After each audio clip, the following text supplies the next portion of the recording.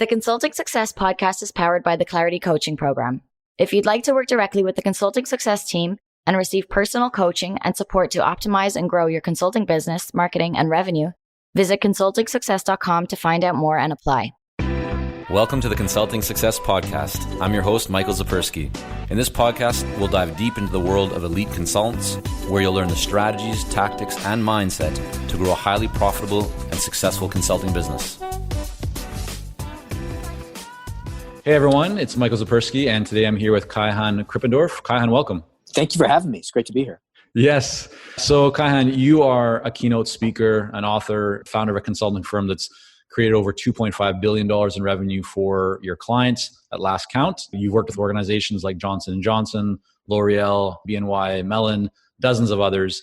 You're a sought-after authority on strategy, transformation, growth, and innovation. But let's get started with kind of how you got to where you are. Take us back to your days of working at McKinsey and Company. What did you learn there? What still is top of mind for you that you took away from the time at McKinsey that you're applying today in your own consulting business? I think mainly in two areas. One is just in client management. And I think that I walked away with really sense, not so much a skill, but like the value of putting the client first, of doing good work, of proposing what is right for the client. And so I like to work with people who have a similar upbringing, let's say, not necessarily McKinsey only, but that really like look at consulting as something to take serious, an obligation. And then on the other side, just the tools, the thinking tools, how to think in McKinsey have the term MECE, mutually exclusive, collectively exhaustive. Everything you break down into MECE chunks, breaking down a problem, going through the problem-solving process. And that I apply, I think, to lots of other areas, including my consulting, but beyond.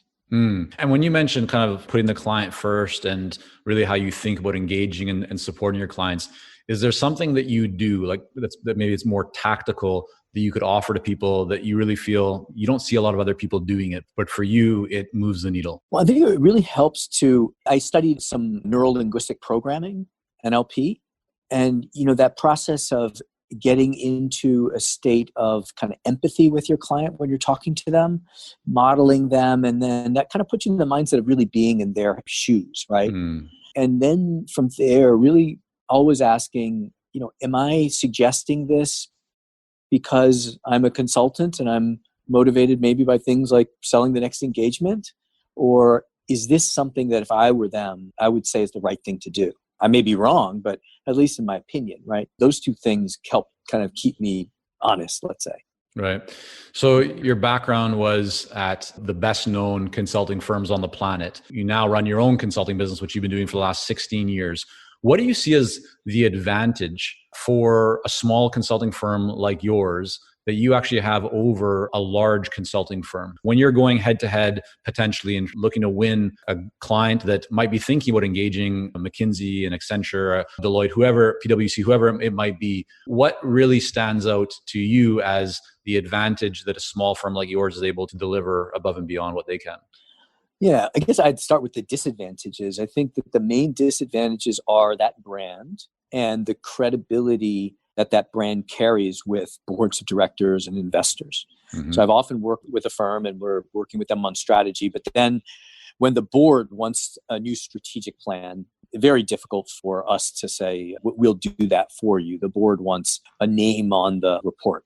So recognizing that and kind of playing around that, I think it is that I've really focused on more of a niche when it comes to very creative strategies, disruptive strategies, big innovative ideas, as opposed to operational strategies, change management plans, right? That's what I think that we're known for. We're not very well known, but for the people that know us, that's what we're known for. And so we're like the natural choice for that. And I think that we could say we can do that better than a big firm because that's what we specialize in. Right. I really want to make this valuable for everyone listening. If you were counseling a consultant who was going to be going up against, they just knew that there's going to be larger firms also going after a piece of business. Maybe it's even an incumbent that's been working with that client before. What advice would you offer them? What would you tell them to look for or to think about when communicating to that client that would give them a greater chance of actually winning that business? I would say show that your approach is really customized and is informed by a deep understanding of what the company wants, what the client wants. Because often what a large firm will do is do kind of a dog and pony show and put up their good big partners and then staff it with more junior people. So you can show that this is going to be worked on by the people who crafted the proposal. And doing that extra work to show that you're replicating their language and when you're describing their needs, that you're not following a cookie cutter process that you've run a bunch of times.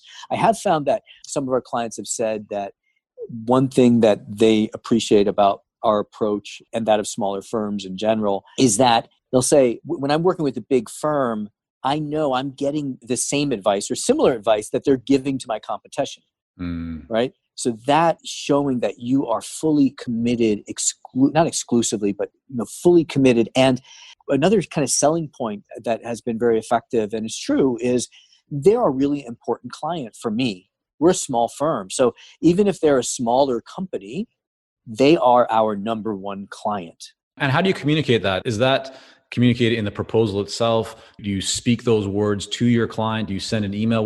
How do you actually communicate that to clients or to the buyer?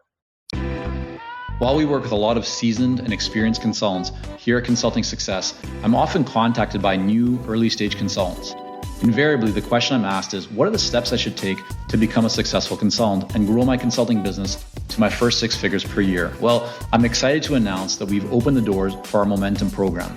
This is our most popular program for early stage consultants, and it has helped almost 1,000 consultants to start, run, and grow successful consulting businesses.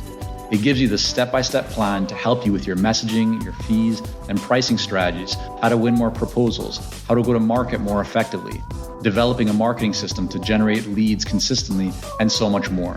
And right now, until September the 19th, you can sign up for Momentum and get 50% off the regular price by going to consultingsuccess.com/audio. That's consultingsuccess.com/audio, AUDIO. Only 100 spots are available to join Momentum and get 50% off. This deal is only available until September the 19th or until all 100 spots are gone. We won't be opening up new spots in this program for several months, so don't wait. Go to consultingsuccess.com/audio. That's consultingsuccess.com/audio, AUDIO.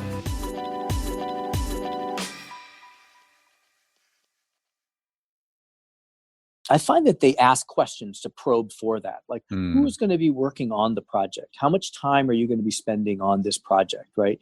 Are you working with other companies in our area, right? And that last question is a little double-edged sword, right? Because they want people that know their industry, but they also want to be number one, right? So you got to kind of dance on that a little bit.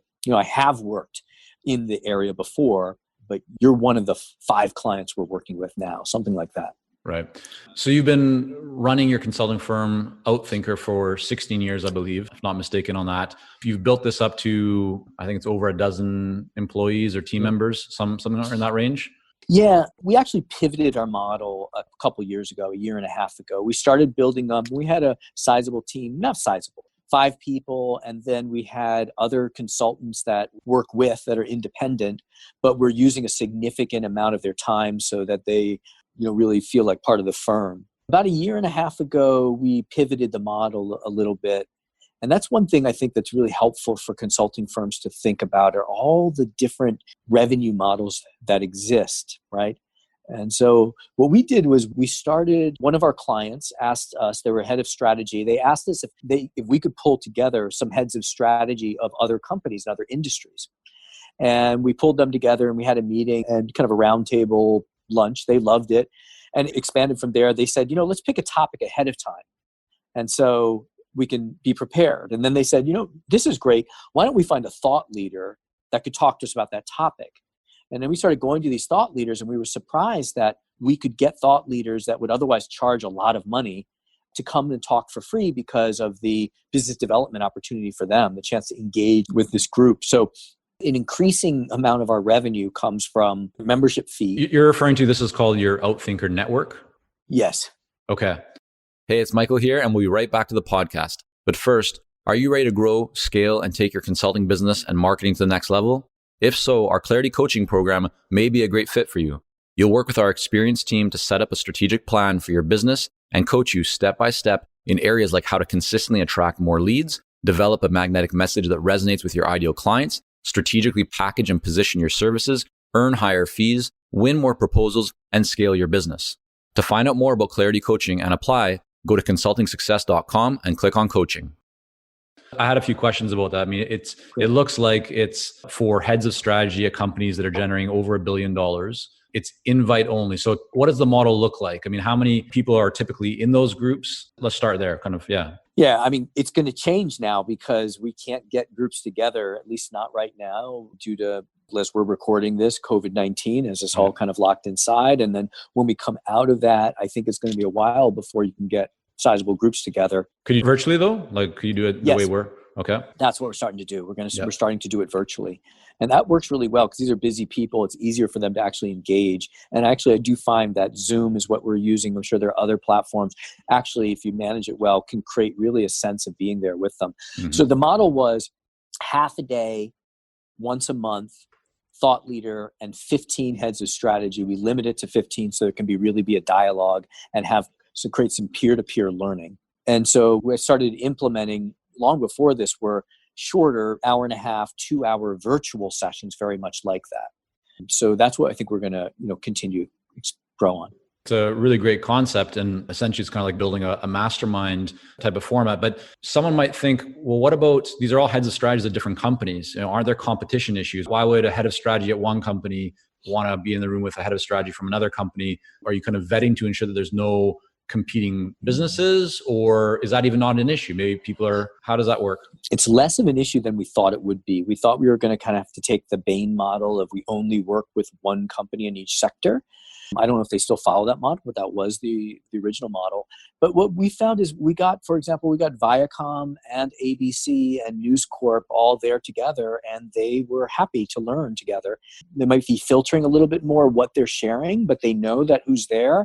And the topics that we're talking about, if we're talking about how's blockchain going to impact media, they all want to hear from each other. We do have one mechanism where before we invite someone, we check if it's on the blacklist, if you will, of anyone else. So if they're a really direct competitor and that person said, if this person was at the table, I don't know if I would really feel comfortable talking or being there, then we filter out. And how many of these meetings take place on an annual basis? 10 in-person meetings, and then we have another series of virtual meetings. Got it. And so what does that look like when someone comes into this, when they're invited in? What kind of fees are they paying to be part of the membership? Right now, we're charging $7,500 a year for fees.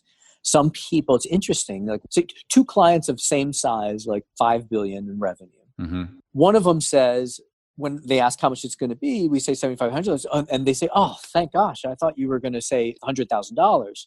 And then another client, same size, will say, "I don't know if I can get support for $7,500. Now, one of them has a margin of 40%. The other one has a margin of 7%, right? So it's really interesting that the price sensitivity doesn't correlate with size. So we're playing with our rules. So right now, $7,500 is something that someone with some authority can even put on a credit card. They can get approval for it. Once you go above a certain threshold, we're finding that to be about $10,000. Then they have to go through an internal process, and that can take longer. And do you find that by bringing these people together, essentially your company and you are the facilitator, that obviously would boost your authority, your credibility in the eyes of all these heads of strategy? Does that also generate leads for your consulting business? Yes, it generates leads for our consulting business. And what's interesting, those leads come from requests that just are very diverse. It's not like that they only come to us for strategy and innovation, which is on the content side is what we're deep in. They come to us and say, "Hey, I want to recruit some people to my strategy team. Can we do a temp to hire thing where you help us find them and then they're your consultants and then we hire them if we like them?" Mm-hmm. We've been doing actually a lot of that. That wasn't on our radar at all of something to do. But so we're really focused on, that kind of, that matrix of product and customer segments. You can be either product focused or customer segment focused or both. We're very much customer segment focused. These are our clients, and whatever they need us to do, we're going to bend over backwards to try to help them do for them. How do you manage that? For a lot of people, that sounds like a lot of complexity, right? you have to build different systems, different processes. There's a lot of customization involved that. I mean, more customization often means greater value, therefore higher fees. But how do you manage all the different requests that your clients might have and kind of still keep your sanity and profitability? Well, I think that this is a year and a half in, and our core product we have systematized, which is the peer meetings, the peer groups, the information sharing. That we've kind of been able to systematize. The requests outside of that, we're still handling in a artisanal manner. Look, when Airbnb started, they had an Excel sheet, and when people had requests, they would match them with people in the back, behind the scenes. They were manually tying people up. Only after they found that it was a model that was going to work did they systematize it with technology. So I don't think that we're there yet on some of the other requests. So we're just kind of doing it by hand. Got it. And I mean, this sounds like a great way. Like, are you finding it to be very easy to approach essentially new prospective ideal clients or people that you'd like to come into this network? And they're typically very receptive because it's not like you're trying to sell them consulting services. You're inviting them into something that would be of great value for them. Yeah, the work is in finding the right person. And there's not only kind of a role, you can't just like go on LinkedIn and look for anyone who has strategy in their title, right? Because sometimes they don't have strategy. Sometimes if they do have strategy, it means something else. Like, for example, if they're in a marketing or advertising firm, when they have strategy in their title, that doesn't mean that they do strategy for the firm, but they do media strategy for clients, right? So you got to do a good deal of work to try to isolate the right person. Also, we try to look for people that have a certain socio-demographic kind of profile. We say is they're smart enough to be humble, they're lifelong learners, they're forward thinkers, they're generous. And so we have to do the interviews to make sure. So after you do that filtering, then I find the offer is very easy for them to say yes to. What we like about it is your client is also your product, right? Because you're bringing to them access to clients. That makes sense. Definitely. Aside from inviting people to your network, you've worked with some very well-known brands. What's worked best for you to actually get a seat at the table, to be able to set appointments and generate leads? And for me, it's been mostly through my speaking, because I've written several books. That kind of gives me an anchor to do public speaking. That now is about 50% of our revenue. Of course, there are no public speeches happening at the moment, but I'll give a speech and then someone contacts me. They invite me to do a workshop, and then from there, they invite us to do some consulting. But that's been a great source for us. And so for everyone else out there who either planned to get to do a lot of speaking or has been doing a lot of speaking, and when this comes out, maybe the situation will be a little bit different. But right now, obviously, people aren't speaking because of the pandemic and everything going on. What are you thinking about? What advice might you have, or kind of what's going through your mind? Because that obviously is a big chunk of your revenue. How are you planning to kind of deal with that? Deal with it now. Yeah, now and also in the future. I mean, so obviously there's no speaking happening right now live and in person, but also who knows how long it'll be before that opportunity comes back and how quickly it will come back. So what are you currently thinking about when it comes to that, to speaking and to, generating more business and opportunities from it? Honestly, we don't know yet. We think we're going to have a plan in a week or two. Right now, there's such uncertainty. The speakers bureaus that we work with, their business has completely dried up. They're scrambling, trying to figure out what's going to happen. I think it's going to take longer than a few months for it to come back. And when it comes back, it'll be in a different form. People are looking at ways of delivering virtually, but there are organizations, associations, and corporations that depend on events, right? You've got whatever the tech companies that need to do their big developer events. It's critical to their business. They're going to have to find a way to replace that with something. They're going to need content. So we're kind of thinking about what that would look like, but also just keeping an eye out. But we're getting better at online. We quickly pivoted and launched this online summit. 22 speakers over 2 days, all profits to charity. And we're learning a lot about how to deliver online. I think that could be really exciting if we can get good at delivering online. I think consulting and facilitation can be delivered very effectively online as well. Yeah, definitely. Awesome. Listen, Kaihan, I really appreciate you coming on. I want to make sure that people can learn more about you and your books and everything that you have going on. Where's the best place for people to go? I guess for consulting, I would say outthinker.com with 2 T's. Okay. We'll make sure to link that up in the show notes. And again, Kaihan, thanks so much. No, thank you. Thanks for what you're doing. Thank you for joining us on this episode of the Consulting Success Podcast. For more episodes and to subscribe, rate, and leave a review, head on over to iTunes. And if you'd like to develop consistent lead flow and a highly profitable consulting business, learn more about our coaching programs at consultingsuccess.com.